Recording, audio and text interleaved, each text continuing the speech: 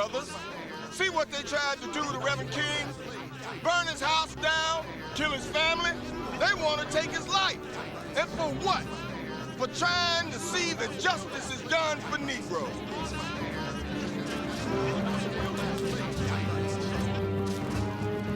Well, if they want violence, we can give them violence. With guns and knives, bricks and bottles. We'll match these angry crackers blow for blow. No, please, Turner. Brothers and sisters, no. Anger is not the way. Machiavelli is straight up wrong, and I can prove it to you using Dr. King. My thesis is Martin Luther King gained the power because he gained the trust of the masses.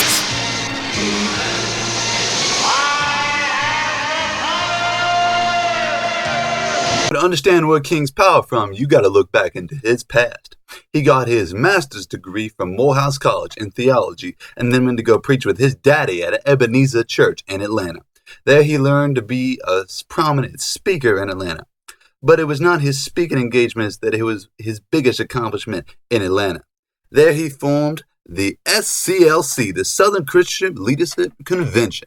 There was a group of civil rights leaders using churches to try and organize the black community into standing up for civil rights. But he also met Billy Graham, a prominent speaker from New York that helped King launch his career by bringing him to the March for the Soul sermon. Here, King was able to address a national audience and bring his teachings into the average American home. This launched King's career, but he was looking at the future, and he needed to go to hell to do it. Now, for those of you that don't know where hell is in the United States, I'll tell you. It's a little town called Birmingham, Alabama, the place I was born. Of course, it wasn't complete crap when I got there. Birmingham was known by King as the most segregated city in the whole United States, and there, he wasn't just going for the barbecue. King was going to get race rights.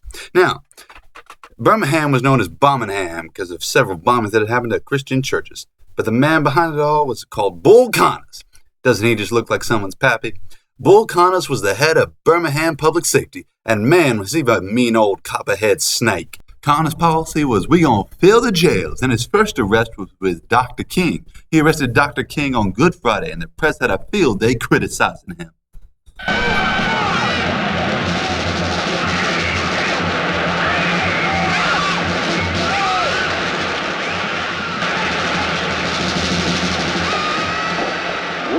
Say to our white brothers all over the South who will try to keep us down, we will match your capacity to inflict suffering with our capacity to endure suffering. What you're seeing here is the Birmingham race riots in 1963. This footage, as you can see, is quite shocking, and the nation was outraged. They'd never seen such violent action taken towards the African-American community. They let loose fire hoses and dogs. Bull Connors even said, let loose the dogs and look at them run. This contrasted Vietnam, which was just beginning in 1963, and was an integral moment in comparing the suffering of the black man to the wars we see on television. Now, the media was an integral part of the Birmingham riots, but it played a huge role in Nobel Peace Prize. Dr. King won the Peace Prize in 1964 and had this to say when his acceptance. I believe that unarmed truth and unconditional love will have the final word in reality. This is why right, temporarily defeated, is stronger than evil in triumph.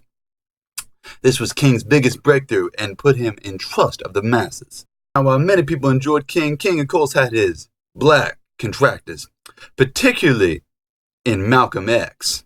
Malcolm X was another black rights activist, but he had a bit different approach. He believed the blacks should not integrate, but go back to Africa. Now, the reason he didn't connect with the mass populace because of his more violent tendencies and because he was a Muslim. And the Christian community did not like them some Muslims, as you may know. Back to my final point, King's nonviolent approach was integral in his success of trust in the masses. After his house was bombed, he said, my intimidations are a small price to pay for the victory that can be won. This put him in extremely good graces of almost everyone. After your house get bombed, he all calm?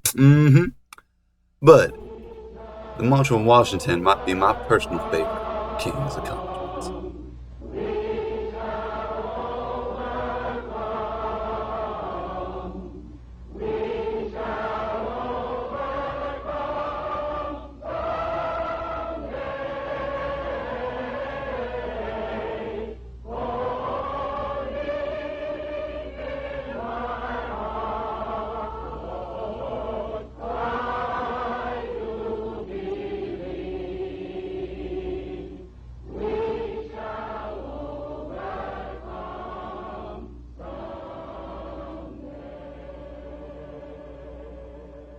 March on Washington is King's crowning achievement, no pun intended.